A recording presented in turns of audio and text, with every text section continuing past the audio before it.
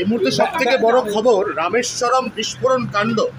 দুজন master mind তারা এই পশ্চিমবঙ্গে শেল্টার নিয়ে লুকিয়ে ছিল, তাদেরকে এনআইএ অ্যারেস্ট করেছে কাঁথি থেকে অ্যারেস্ট। এবং অমিত মালব্য টুইট করেছেন মুখ্যমন্ত্রী এই মমতা বন্দ্যোপাধ্যায়ের আমলে জঙ্গিদের একটা নিরাপদ। ওটা সেকেন্ড পার্ট ছাড়ুন, আপনি যে ঘটনাটা বলছেন বলুন। আমি এটা জেনেছি, কাঁথি আমার হোম টাউন জানেন, আমি এটা জেনেছি অনেক আগেই সকালে।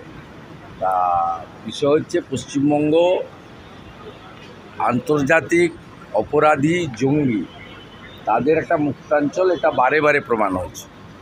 এর আগে যদি রিকল করেন সিপিএমের সময় পাঞ্জাবের এখানে যারা বিচ্ছিন্নতাবাদী লোকেরা যুক্ত ছিলেন তাদের পাঞ্জাব পুলিশ চপারে করে এসে এখানে এনকাউন্টার করেছিল। পরবর্তীকালে বঙ্গবন্ধু মুজিবুর রহমানের দুজন ফাঁসির দণ্ডাদেশপ্রাপ্ত খুনি, একজন হাবড়াতে হোমিওপ্যাথি ডাক্তার হিসেবে দীর্ঘদিন ছিলেন, পরে তাকে এনআইএর সাহায্যে গ্রেপ্তার করা হয়। পরবর্তীকালে পার্ক সার্কাস থেকে মাজেদকে গ্রেপ্তার করে ফাঁসি কার্যকর করে বাংলাদেশ সরকার। পার্ক সার্কাস মানে কলকাতার একেবারে কেন্দ্রবিন্দুতে আছে, তিনি মাজেদ মাস্টার হিসেবে পরিচয় দিয়ে থাকেন।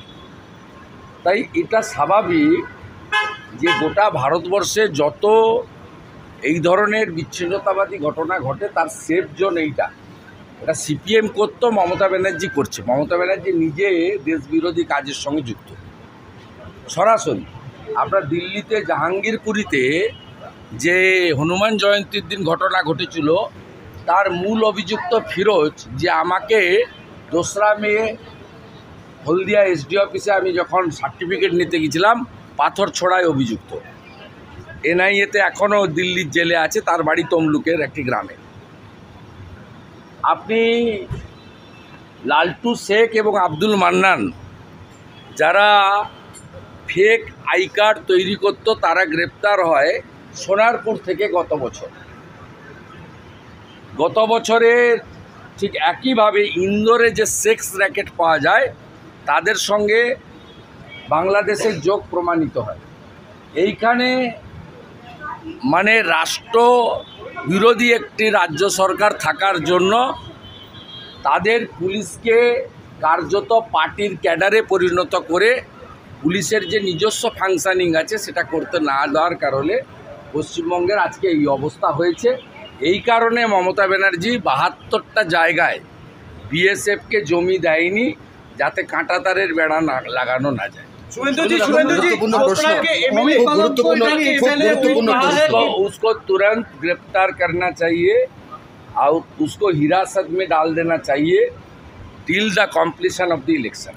মাত্র 8 দিনের মাথায় রাজ্যে প্রথম দফার লোকসভা নির্বাচন, এরকম একটা স্পর্শকাতর সময় ঠিক এইভাবে পশ্চিমবঙ্গের বুকে লুকিয়ে থাকা দুজন মোস্ট ওয়ান্টেড জঙ্গি গ্রেপ্তার হলো। রাজ্যে সার্বিকভাবে নির্বাচন এবং তার নিরাপত্তা নিয়ে আপনারা কি আশঙ্কিত কিছু নেই, এ তো প্র্যাকটিস, সবাই জানে। হামিদুর রহমানের বক্তব্য কি 26 তারিখের পরে আমাদের সেন্ট্রাল বাহিনী থাকবে, তার মানে ওদের সেন্ট্রাল বাহিনী কে? শাহজাহান শেখ। ওদের সেন্ট্রাল বাহিনী কে? হিঙ্গলগঞ্জের মেহেদি হাসান। ওদের সেন্ট্রাল বাহিনী কে? মিনাখার আয়ুব গাজী। ওদের সেন্ট্রাল বাহিনী কে? বাসন্তীর রাজা গাজী। ওদের সেন্ট্রাল বাহিনী কে? ফলতার জাহাঙ্গীর। ওদের সেন্ট্রাল বাহিনী কে? ক্যানিংয়ের শকত মোল্লা। কালকে জিটিএ মমতা ব্যানার্জি